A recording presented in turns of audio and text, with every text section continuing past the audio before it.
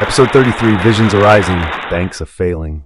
Welcome to the Hidden and Distorted History of the Church series, where we will be looking at the historical aspects of the Church of Jesus Christ of Latter-day Saints, also known as the Mormons. In this series, I will try and inform those unaware of the true facts of Mormon history. Recap. Last week, we uncovered more about the mysterious Joshua the Jew, aka Robert Matthias, and Erastus Holmes, who managed to pull two different first vision accounts from Joseph Smith himself. We also explored Joseph's controversial commandments enforcing wives' submission, along with his audacious decision to marry Newell Knight to Lydia Goldthwaite, despite Lydia still being married and without Joseph having the legal authority to do so. This week, we dive into the precarious financial endeavor of the Bank of Monroe, a crucial prelude to the infamous Kirtland Safety Society in 1837. We'll also look into Joseph's hiring of Jewish scholar Joshua Seixas, whom he tasked with teaching Hebrew to himself and other leaders in Kirtland. And finally, we'll examine Joseph's puzzling mix-up of Elijah and Elias, claiming to have encountered both separately at the Kirtland Temple dedication, unaware they are actually one and the same in biblical tradition. Part 1. Matthew J. Gray opens with a compelling narrative in his BYU Religious Studies article, detailing the multifaceted ways Joseph Smith interacted with ancient texts and languages. As Gray states, for Joseph Smith, interaction with ancient texts and languages took various forms, including supernatural translation projects, facilitated by seer stones and divine inspiration, academic attempts at reconstructing undeciphered scripts, such as his work with the Egyptian documents and Kinderhook plates, and studying biblical languages in the traditional manner. Within this context, Gray situates Joseph's study of Hebrew in Kirtland, Ohio, from 1835 to 1836, as the most formal and influential of these efforts, observing that scholars have long known of Joseph's efforts to learn Hebrew and seen the impact on his subsequent prophetic development. He further references the study by Louis Zucker, Joseph Smith as a student of Hebrew, as the foundational treatment of this topic for over 4 decades. While Gray's analysis paints a picture of Smith's earnest commitment to Hebrew, a closer examination raises several critical issues with the supposed influence this study had on Smith's later supposed translations. First, we must examine the role of Joshua Seixas, the instructor at the heart of this Hebrew study. Seixas, born in 1802, was a respected Jewish scholar of Sephardic descent who, despite facing discrimination, published a manual Hebrew grammar for the use of beginners and gained a reputation as a competent teacher. In early 1836, the Kirtland School, led by Smith, hired Seixas to teach Hebrew to Smith, Sidney Rigdon, and Oliver Cowdery, introducing them to pronunciation, vocabulary, and grammar. Despite the LDS Church's claims that Seixas's teachings greatly informed Joseph's so-called translation of the Book of Abraham, this connection is highly tenuous. The foundational discrepancy here lies in the methodology Joseph used for his supposed translations. As Gray points out, Smith's academic attempts at reconstructing undeciphered scripts simply do not align with any true linguistic framework. In the Book of Abraham manuscripts, for instance, we find Smith assigning entire English phrases to individual Egyptian characters, an approach fundamentally disconnected from both Hebrew and Egyptian language structures. Egyptian hieroglyphs, complex logograms that represent sounds, ideas, or determinatives, bear no relation to Smith's phonetic method, nor does Hebrew, a script that uses characters to represent specific sounds. Further doubt on Smith's linguistic credibility arises from LDS authors' analysis in Moses Stewart or Joshua Seixas, exploring the influence of Hebrew study on the grammar and alphabet of the Egyptian language. The author observes, "I was intrigued by a statement from John Gee about the apparent influence of Joshua Seixas on the spelling of names in the Kirtland Egyptian papers, but after reviewing the 2 books on Hebrew written by Seixas, I don't see evidence to support John's theory that using H after long vowels came from his influence." The absence of any direct, legitimate influence of Seixas' work on Smith's translations suggests that the Church's narrative is more myth than fact. Even more damning is the case of the Kinderhook plates, where Smith's lack of genuine discernment becomes apparent. Convinced of the plates' legitimacy, Smith attempted to decipher them, relying once again on rudimentary Hebrew knowledge rather than any actual skill in translation. The LDS Church has since admitted that the Kinderhook plates were a hoax, exposing Smith's inability to distinguish authentic texts from forgeries. If anything, his repeated failures underscore that his supposed Hebrew studies in Kirtland offered him little actual understanding of ancient languages. While the LDS Church emphasizes the connection between Joseph Smith's Hebrew studies and his translation efforts, there is no legitimate linguistic basis for this claim. As Gray's initial observations suggest, Smith's approach to ancient languages was eclectic, but it certainly was not grounded in any verifiable linguistic principles. Part 2, A Temple Dedication, Joseph's Blunder. On March 3, 1836, Elijah Abel, a black member of the early LDS Church, was ordained an elder after assisting in building the Kirtland Temple. While we've covered Abel's unique story in past episodes, his ordination was notable in the context of 1836, given the later priesthood restrictions. The dedication of the Kirtland Temple on March 27, 1836, stands as a dramatic chapter in early Mormon history, featuring a blend of intense ritual, supposed supernatural encounters, and claims of divine manifestation.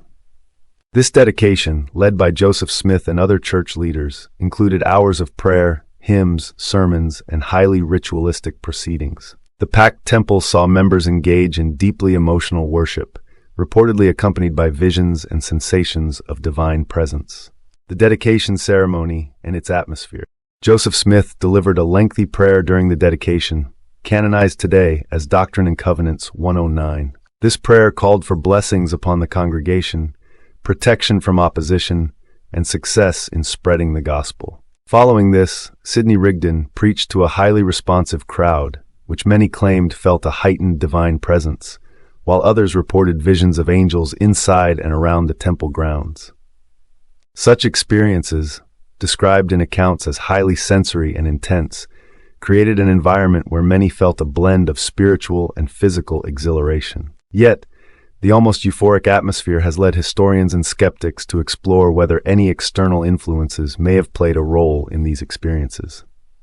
3 primary factors inform this theory. 1. Unusual experiences. Accounts describe visions, angelic appearances, and even auditory hallucinations, resembling phenomena that psychoactive substances can induce.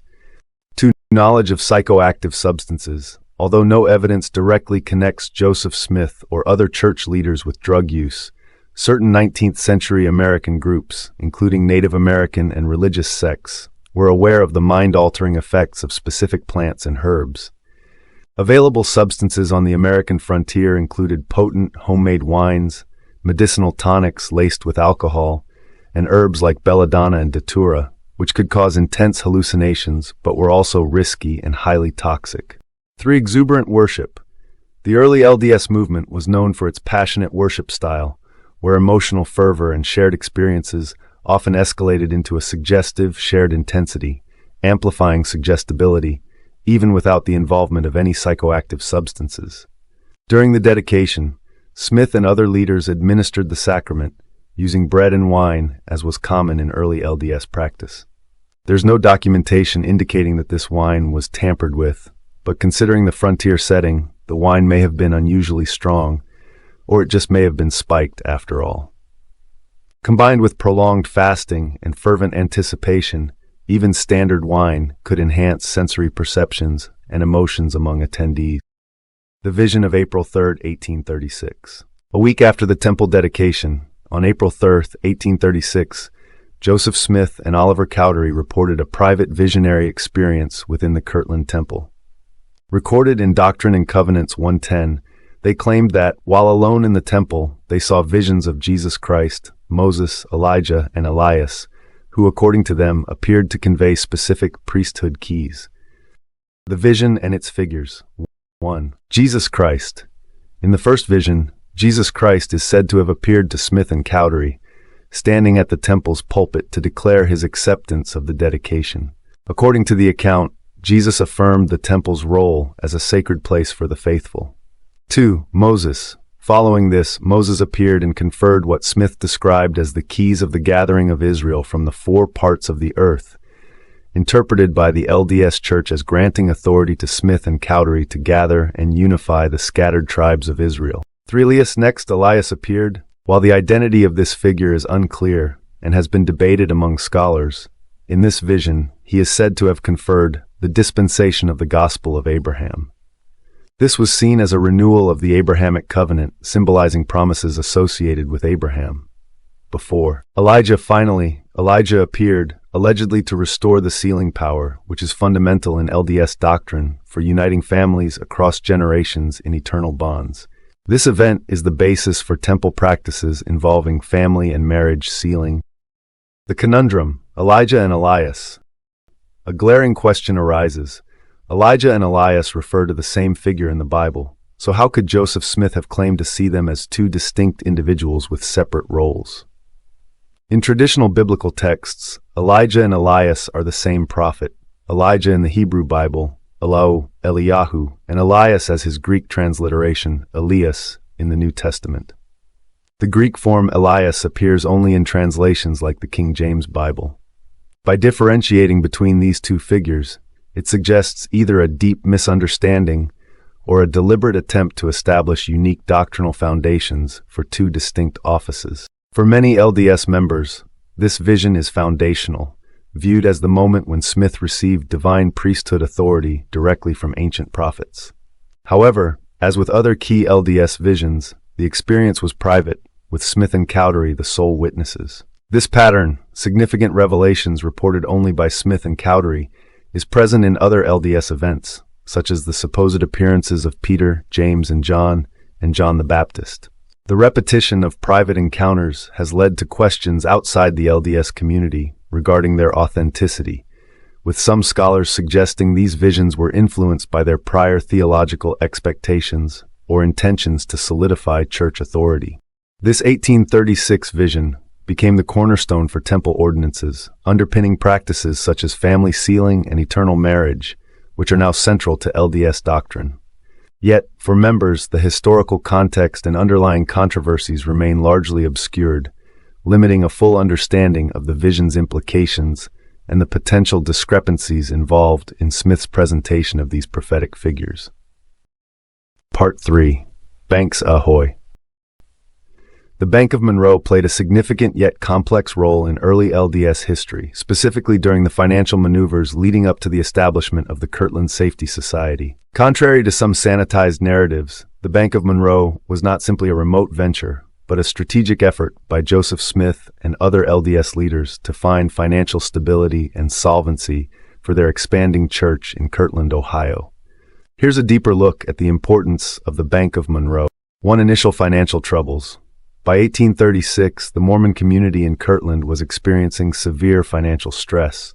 Leaders had undertaken substantial land purchases, building projects like the Kirtland Temple, and other financial obligations that outpaced available funds.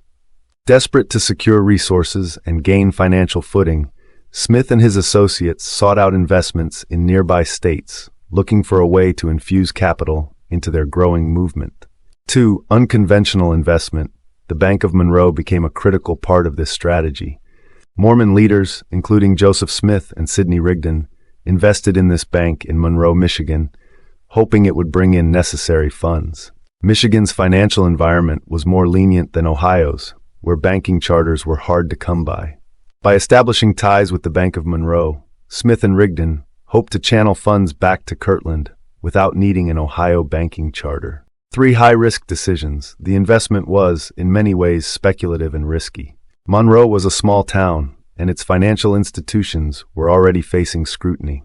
LDS leaders were aware of the bank's tenuous position, but moved forward in hopes that the returns would outweigh the risks.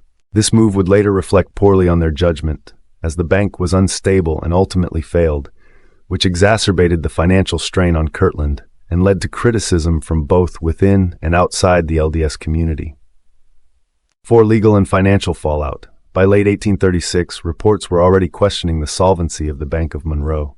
Publications like the Black Rock Advocate in New York noted the bank's unstable condition, undermining confidence in Mormon financial dealings. As the bank struggled, LDS leaders attempted to extract whatever funds they could to support Kirtland, but this venture ultimately turned into a failed investment. 5. The road to the Kirtland Safety Society. The troubles with the Bank of Monroe demonstrated to Smith and Rigdon the need for a local financial institution. This realization ultimately led them to create the Kirtland Safety Society in 1837 as an unchartered banking operation. Unfortunately, this institution faced legal troubles and community backlash almost immediately, compounded by the prior missteps in Monroe. The Bank of Monroe was not a mere footnote, but rather a key prelude to the LDS Church's financial strategy and its ensuing troubles in Ohio. It reveals a period of desperate financial decisions, unorthodox banking tactics, and speculative risk-taking by Joseph Smith and early LDS leaders, who were attempting to manage the ambitious expansion of their religious community.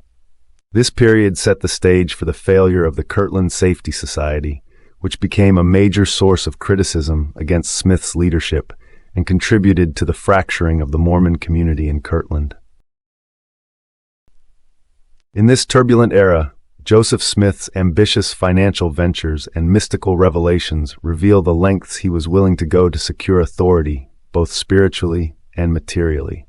From the failed Bank of Monroe to his puzzling distinction between Elijah and Elias, each episode weaves a story of a leader whose decisions often left both confusion and controversy in their wake. Please watch for future videos, and thank you so kindly for watching. This is the Ex-Mormon Informant signing off for the day.